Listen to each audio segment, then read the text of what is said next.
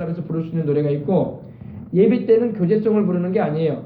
예배는 하나님께만 드리는 찬양이 돼야 돼요. 아멘. 하나님께만 드리는 찬양이 되고, 하나님의 거룩하심, 하나님이 우리에게 나타내 보이신 그 사랑, 또 그 아들 예수 그리스도를 통해서 우리에게 주신 그 은혜, 아멘.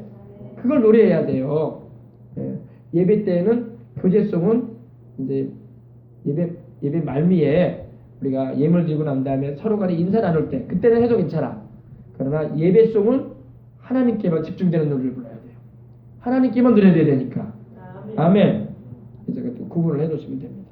예배 때는 가능하면은 찬송가를 부르는 게 제일 좋아. 찬송가는 그 내용 자체가 하나님께만 드려지는 내용이거든. 그죠? 1장부터 그러지 않습니까? 성부, 성자, 성령 하나님을 찬양하잖아요. 그래서 하나님의 은혜에 대한 감사와 영광을 찬미하기 위하여 찬송을 부릅니다. 그래서 시와 찬미와 신령한 노래. 시가 뭡니까? 시는 성경에 나오는 시편의 말씀처럼 하나님을 찬송하는 시를 읊을 때가 있어요. 성령 충만함 받아가지고 시를 읊어요. 성경의 시편이 바로 시를 읊은 거거든. 야훼는 나의 목자시니 내가 부족함이 없으리로다. 이게 시예요, 시. 그가 나를 푸른 초장에 누이시며 쉴만한 물가로 인도하시는도다. 내 영혼을 소생시키시며 자기 이름을 위하여 의의 길로 인도하시는도다. 이게 시예요, 시. 그죠?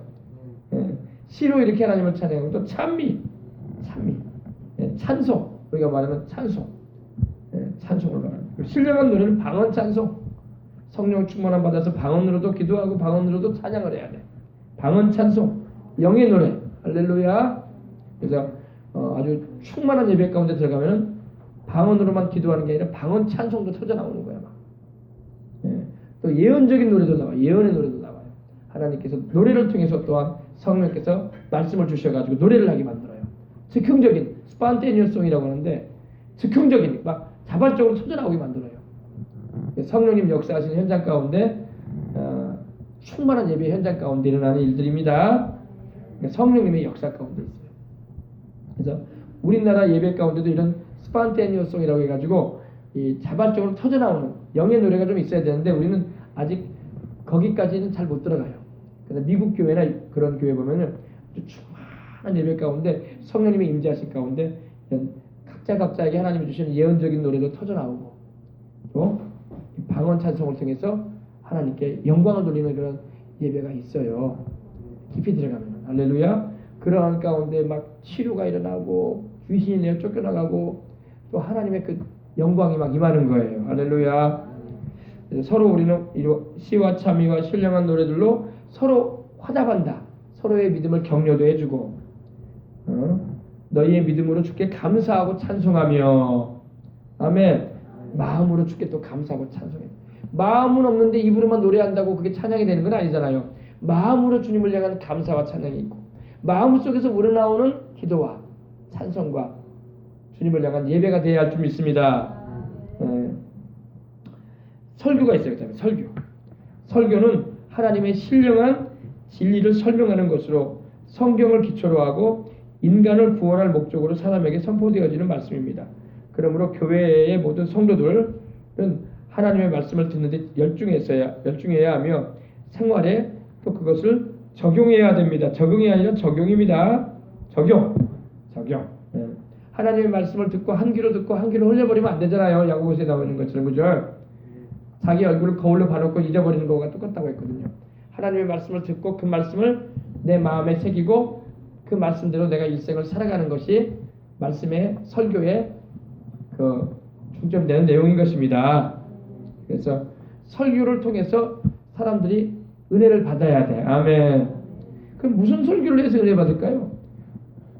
전도할 때도 마찬가지고, 모임을 가질 때 소그룹 모임, 이렇게 구역 모임이나 이런 모임을 가질 때도 누구를 중심으로 해서 항상 말씀을 전해야 되냐? 예수님을 중심으로 해서 해야 돼. 다른 소리 하면 안 돼요. 예수님을 중심이 되셔야 돼.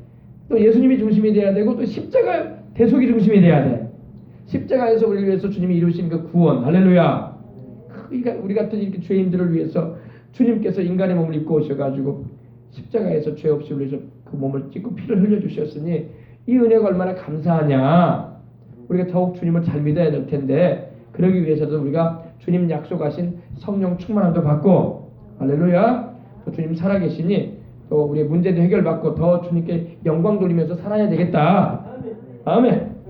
이렇게 해서 하나님의 말씀을 순종하면서 살자. 권면하는 게 바로 말씀이 증거의 내용이죠. 반드시 하나님 말씀을 전해야 돼. 하나님 말씀에서 벗어나면 안 돼요. 마귀는 우리가 자꾸 하나님 말씀에서 벗어나기를 원해요. 그리고 주님이 십자가에서 이루신 그 은혜를 망각해버리기를 원해요. 그러면 마귀가 우리를 잘 속일 수가 있거든. 근데 우리는 주님의 십자가의 구원을 잊을 수가 없고 주님의 성령이 우리 안에 계셔서 항상 우리를 주님의 십자가의 그 은혜 가운데 머물게 하신단 말이에요. 아멘. 그래서 우리가 그 큰 사랑을 경험하고 늘 영광 돌리는 것입니다. 어떤 설교를 들어보면요, 이렇게 설교하는 분들도 계셔요. 다양한 설교자들이 있는데 말씀을 한 구절 읽어놓고 딴소리만 하시는 분도 계셔요. 그러면 성도들이 들을 때 어때요? 재미는 있을 수 있어. 왜 목사님이 제수처를 재밌게 하고 유머 감각 있게 하시면요 재밌어요. 또 여러 가지 교훈적인 얘기나 옛날 얘기해주면 또 재밌다고 여겨요. 그러나 그거는 영적인 설교가 아니에요. 그건 우리 영혼에 유익되지가 않습니다. 우리 영혼에 유익이 되는 길은 하나님의 말씀을 그대로 전해주는 게 좋고, 우리 영혼에 유익되는 것은 주님이 십자가에서 이루신 그 대속의 은혜를 전해주는 게 좋은 거예요. 그리고 성령 충만을 받게 해주는 게 좋은 거야. 그리고 저 천국에 대한 소망을 심어주고, 그리고 믿지 않은 영혼들을 구원받게 해야 되겠다라는 도전을 주는 게 우리를 살리는 설교인 것입니다. 아멘. 윤리와 도덕적인 설교도 필요하긴 한데, 윤리와 도덕은요, 여러분 성령님께서 우리 가운데 오셔서 말씀을 통해서 깨닫게 하시면 그대로 살게 하시는 은혜를 입게 하십니다. 단번에 제대로 살지 못하는 경우도 있지만 그래도 계속 기도하면서 말씀으로 거룩해지는 삶을 살아갈 수가 있는 것입니다. 아멘. 자, 그 다음에 사도행전 17장 2절 보십시다. 바울은 언제 무엇을 가지고 강론했습니까? 안식일에 성경을 가지고 강론했어요. 강론했다는 것은 강단에 있어서 이렇게 강의하고 말씀을 전했다는 것입니다. 가르쳤다는 겁니다. 헌금에 대한 부분을 보십시다. 예배 가운데는 헌금 부분이 있어요. 헌금은 예배자의 몸과 마음과 생활의 전체를 묶어서 하나님께 드리는 예배 순서의 한 표현입니다. 헌금은 하나님께 드리는 예배 가운데 한 표현이 됩니다. 그래서 우리가 예물 드리는 것이 종류가 있죠. 헌금에는 다음과 같은 예물 드림이 있습니다. 주일마다 드리는 주일 헌금이 있어요. 그죠? 어느 교회나 주일마다 주일 예물을 드립니다. 그죠? 그리고 감사하는 마음으로 드리는 감사 헌금이 있어요. 뭐 어떤 특별한 은혜가 있었거나 또 하나님의 은혜가 감사해서 뭐 다양한 일들이 있잖아요. 자녀의 결혼, 또 사업장이 잘 되는 걸로 인해서 또 여러 가지 만남의 축복, 또 여러 가지 뭐 진학의 문이 열린 거, 이런 또 큰 어려움이 있었는데 문제가 해결되어지는 일들, 그죠? 그러면 그런 문제에 대해서, 그런 부분에 대해서 감사함으로 하나님께 적어서 예물을 드리는 것입니다. 하나님께 드리는 것입니다. 그리고 또 세 번째로 자기 수입의 10분의 1을 바치는 헌금이 바로 10의 1조입니다. 지난번에도 제가 말씀드렸지만은 10의 1조는 하나님의 명령이에요. 그죠? 10의 1조를 하나님께 드리는 것은 하나님께 내가 돌아섰다는 것을 의미하는 거예요. 목사님께 무슨 말입니까? 이렇게 말하는데 우리 말라기 3장 9절 한번 보십시다.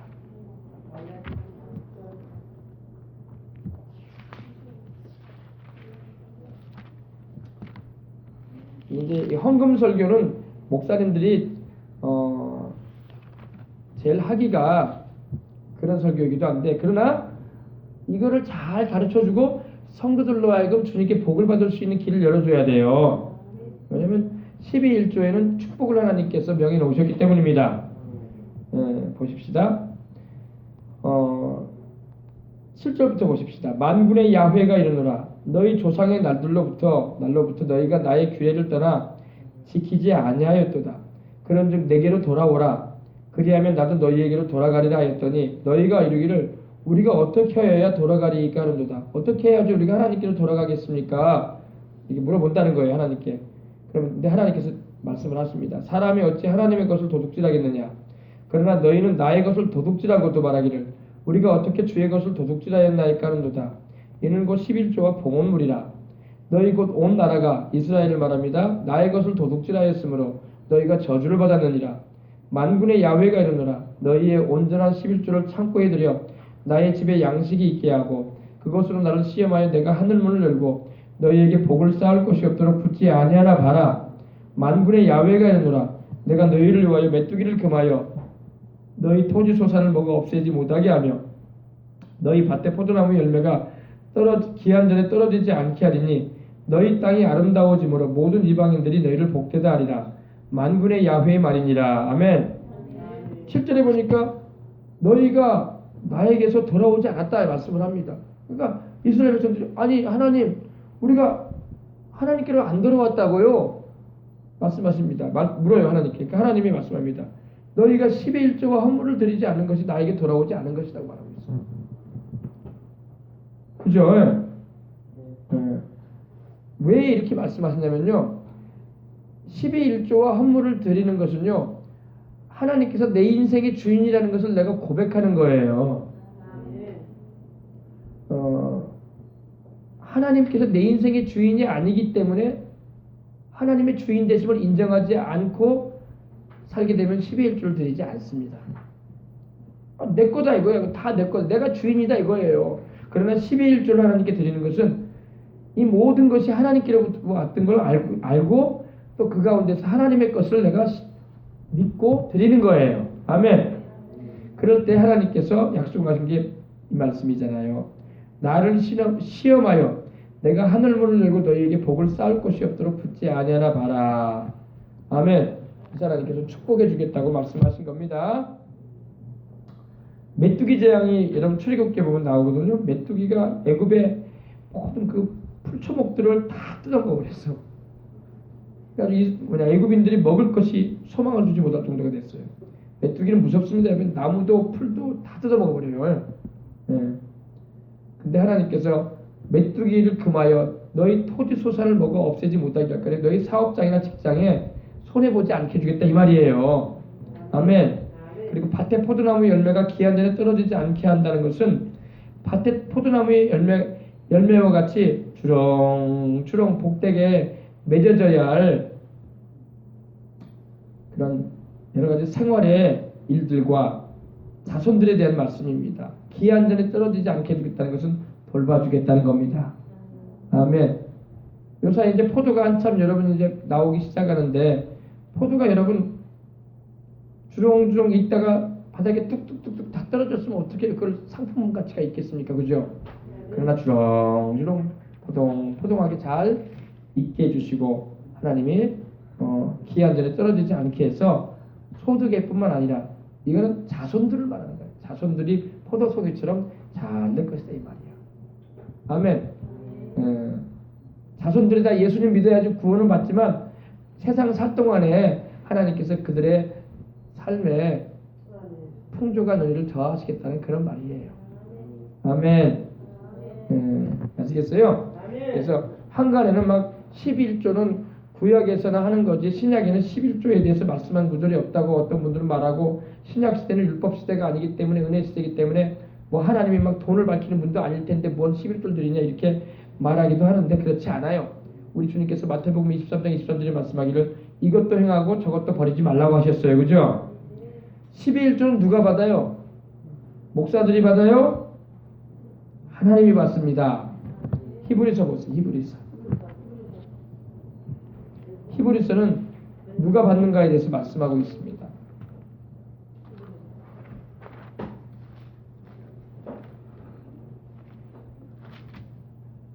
히브리서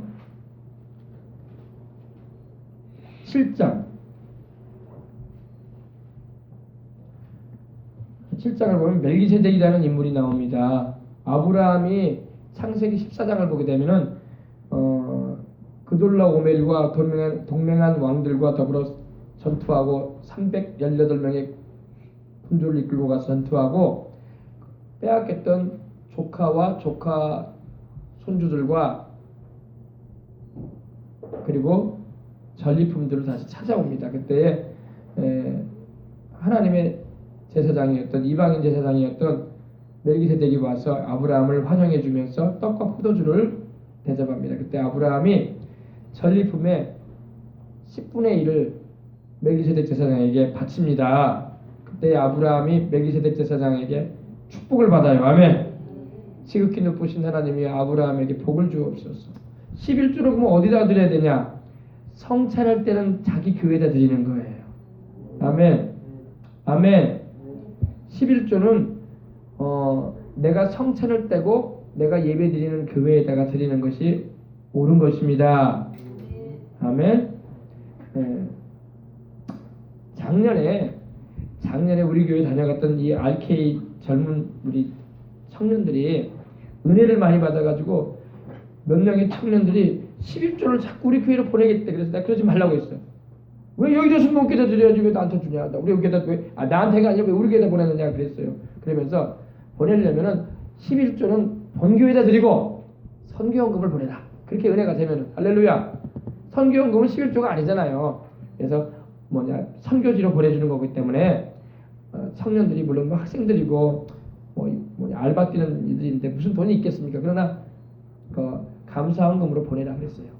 자기들이 한다고 하니까 11조는 여의도 순복음교회 드리고 너희들이 여의도 순복음교회에서 성찬 받고 있지 않느냐? 여의도 순복음교회 드리고 선교 헌금으로 성전 예물로서 드려라. 그러니까 보내오더라고요. 할렐루야. 몰라요. 내가 목사가 아니고 내가 또 인간적인 욕심이 있었으면 우리 교회로 보내라 그랬을 수 있을 거야. 그러나 그렇게 하면 안 된다고. 왜? 하나님께서 기뻐하시는 대로 해야 돼. 아멘. 그래서 이제 우리 교회를 다니는 분들은 다 우리 교회에다 드리면 되고요. 아멘. 아멘.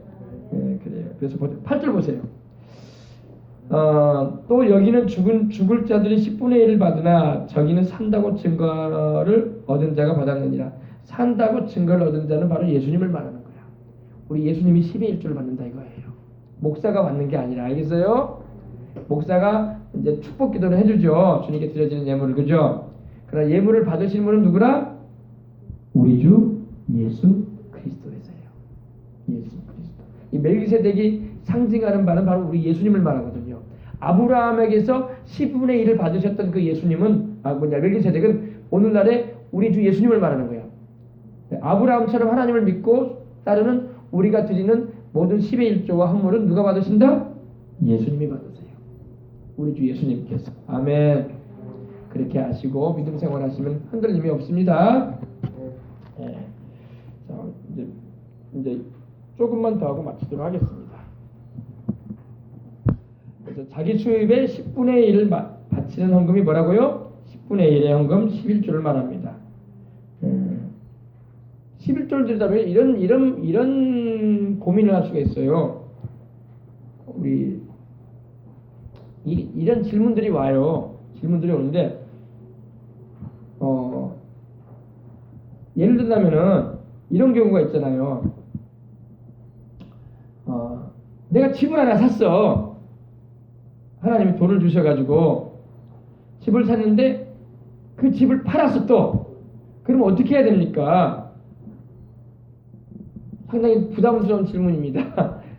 근데 보십시다.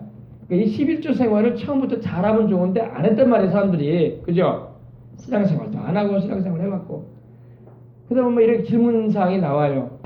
그러면 어떻게 해야 되겠습니까? 말하는 분이 있습니다. 근데 만약에 이렇게 얘기를 해줍니다. 그 집을 살 때에 12일조를 들인 남은 물질로 산 것입니까? 그렇지 않은 물질로 샀습니까? 이렇게 물어볼 수가 있겠죠. 물론 대부분 안 물어봅니다. 예. 그 물질 문제 때문에 시험 들고 마음 상하면 안 되기 때문에 우리가 중요한 거는 주를 믿는 믿음이고 그러한 가운데 은혜 가운데서 주님을 섬기는 것이기 때문입니다. 만약에 11주를 드린 후에 그 물질 가지고 집 샀다고 하면 그걸 팔 때에 물론 더 높은 가격으로 받았다. 그럼 높은 가격만큼 받은 그 차액에 있어서 11주를 드리면 돼요. 근데 만약에 한 100만 원이 오른 가격에 팔았다 봅시다. 그럼 10만 원 드리면 돼요. 하나님께. 차액에서. 그리고 이미 드린 그 12일조에서 산 집이기 때문에 거기서는 안 해도 되죠.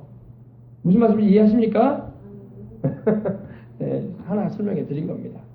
그리고 그래서 이런 부분에 대해서 알아야지 우리가 신앙생활 할 때 그렇구나. 그리고 우리가 신앙생활 할 수 있어요. 더 질문 사항이 더 있을 수도 있지만 다음에 또 생각나면 또 말씀드리겠습니다. 그 다음에 구제하는 일을 위해서 바치는 헌금도 있습니다. 보통 이제 선교와 구제라고 하죠. 선교하는 일과 주의 일을 하는 이들을 위해서 보내드리는 그 선교연금이 있고 또 어려운 이들을 돕는 일을 위해서 따로 하나님께 드리는 예물도 있습니다. 알고 있습니다. 그래서 사도행전 11장 27절 30절 보면은 그 당시 예루살렘 교회에 이 흉년이 와가지고 예루살렘에 있는 교회들이 어려웠어요. 그때 이방인 교회가 이렇게 구제연금을 해가지고 이렇게 보내줬어요. 왜냐면은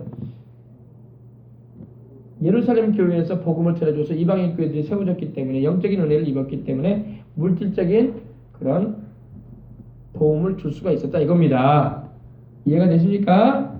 네, 그렇습니다. 그래서 이걸 우리가 알고 있으면 됩니다. 그래서 우리 교회도 이렇게 선교사나 아니면은 복음을 전하는 이들이 오게 되면은 얼마 정도 이렇게 헌금한 것에서 담아가지고 드립니다. 할렐루야. 그리고 또 교회 오시는 분들이 있으면 또 좋은 것이 있으면 좀 드리고 또 그러기도 합니다. 자, 그 다음에 오늘 여기까지만 하십시다. 다음에는 시간이 많이 갈 것 같아요. 그죠? 할렐루야. 다음 이번 금요일 날 이어지도록 하겠습니다. 기도하겠습니다. 하나님 아버지 감사합니다. 오늘도 우리가 예배 생활에 대해서 또 기도하는 것에 대해서 또 하나님의 말씀을 듣는 것에 대해서 또 찬송에 대하여 또 우리가 예배를 드리는 날에 대해서 아버지 하나님이여 또 헌금 드리는 것에 대해서 다시 한번 우리 믿음을 점검하면서 하나님의 말씀 안에서 우리가 깨달음을 얻을 수 있게 해주시고 또 주님께서 명하신 축복과 은혜를 또 새길 수 있도록 해주셔서 감사합니다. 주님께서 우리 생명수강의 성도들이 다 우리 주님을 사랑하고 주님의 그 은혜 가운데 행함으로 말미암아 은혜 받아서 즐거이 주님을 섬기며 성령 충만하여 하나님의 기뻐하시는 길로 행함으로 말미암아 날마다 기쁘고 즐겁게 형통케 하시고 복 주시는 은혜를 누리면서 또 주님의 사랑을 널리 전하는 증인들의 삶을 힘차게 살아가도록 축복하여 주옵소서. 항상 예수님 안에서 모이기를 힘쓰고 또 기쁨과 순전한 마음으로 또 아버지를 기도하며 주님과 동행하는 우리가 다 되게 하여 주옵소서. 주 예수님 이름으로 축복하고 기도합니다. 아멘. 우리 찬양 한 장 우리 드릴 텐데 이 찬양 드리고 우리 기도할 거예요. 이 악보 좀 전해주세요. 네, 우리 배워보면서 한번 우리 드리겠습니다. 엎드려 경배. 오늘 우리가 예배에 대해서 말씀을 나눴기 때문에 이 엎드려 경배해라는 이 찬양을 함께 우리가 불러보면서 배워보면서 우리가 예배를 드리는 것이 무엇인가에 대해서 한번 새겨보도록 하겠습니다.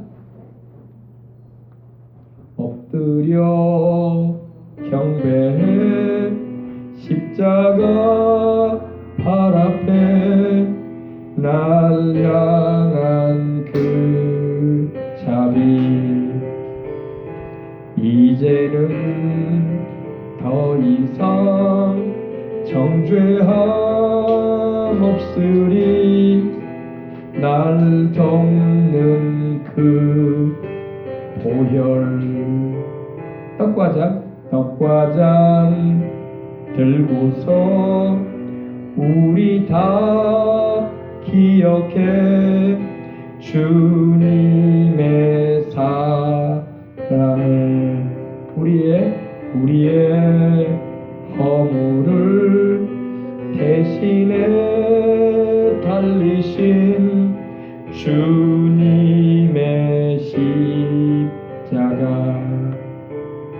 주의 자비 바다처럼 깊어 찬양해 할렐루야 영원토록. 다시 한번 합니다. 엎드려 경배해 십자가 발 앞에 날 향한 그 자비 이제는 더 이상 정죄함 없으리 날 덮는 그 보혈 떡과 잔 들고서 우리 다 기억해 주님의 사랑을. 우리의 허물을 대신에 달리신 주님의 십자가. 주의 자비 바다처럼 깊어 찬양해 할렐루야 영원 영원토록. 놀라우신 주의 자비 내가 어찌 잊으리요. 찬양하리 할렐루야 할렐루야. 놀라우신 주의 자비 내가 어찌 잊으리요. 찬양하리 할렐루야 할렐루야. 놀라우신 주의 자비 내가 어찌 잊으리요. 찬양하리 할렐루야 할렐루야. 놀라우신 주의 자비 내가 어찌 잊으리요. 찬양하리 할렐루야 할렐루야. 아멘 아멘. 떡과 잔 들고서 바로 성찬을 말하죠. 그죠? 떡과 잔 들고서 우리는 다 기억합니다. 주님이 잊지 말라고 했죠. 나를 기념하라고 하셨죠. 주님의 그 십자가 지신 사랑을 우리가 잊지 말아야 돼요. 우리의 허물을 대신해 우리를 대신하여 십자가에 우리의 부끄러움을 다 짊어지시고 십자가 지신 우리 주님을 노래하는 것입니다. 아멘. 주님의 자비를 우리가 잊지 말아야 할 줄 믿습니다. 주님의 그 사랑을 잊지 말아야 돼. 주님의 사랑을 잊어버리기 때문에 세상으로 나가. 마귀는 우리에게서 주님의 사랑을 잊어버리게 만들려고 그래요. 망각하게 하려고 그래요. 그래서 십자가의 그 구원의 은혜 가운데서 떨어지기를 원해요. 그러나 우리는 마귀에게 속지 말아야 돼요. 주님 말고는 나를 구원할 자 없고 주밖에는 나를 위해서 십자가에서 피 흘려 죽고 부활하신 분이 없어요. 그러므로 우리 주님의 그 사랑 안에만 보시기 바랍니다. 이것이 예배야 여러분. 이걸 그대로 여러분 예배로 표현한 거예요. 다시 한번 불러보겠습니다. 엎드려 경배해 십자가 발 앞에 날 향한 그 자비. 이제는 더 이상 정죄함 없으리. 날 덮는 그 보혈.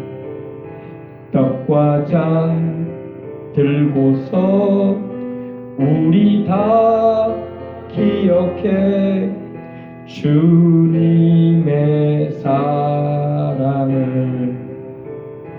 우리의 허물을 대신해 달리신 주님의 십자가.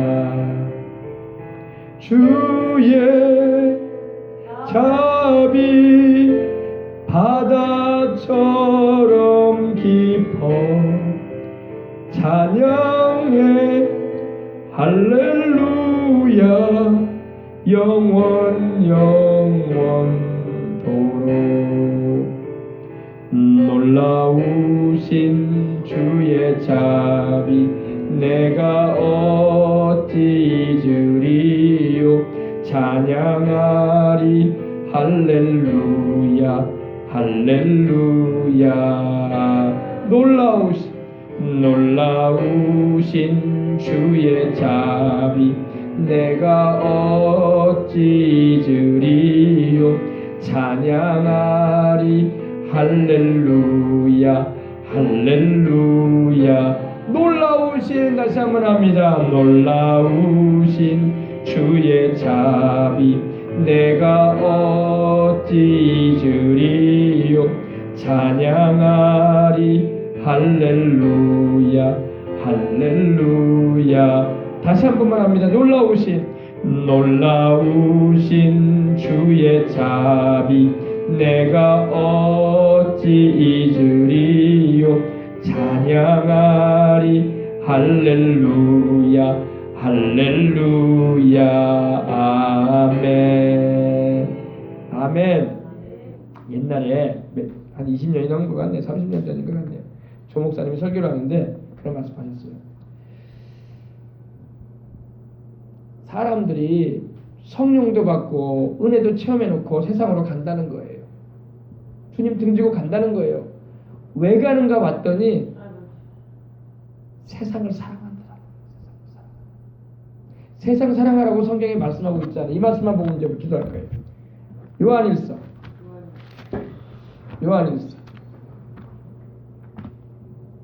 세상 사랑해서 주님 떠나가면 천국에도 못 가요. 영생도 잃어버려요. 성령님도 나중에 떠나요. 마음속에 주님이 주신 은혜와 평안 다 사라져 버려요. 마귀가 역사할 수 있어요. 그러므로 주님 사랑해야 돼. 주님 따라가야 돼요. 2장 15절 16절 17절까지 보십시다. 389명.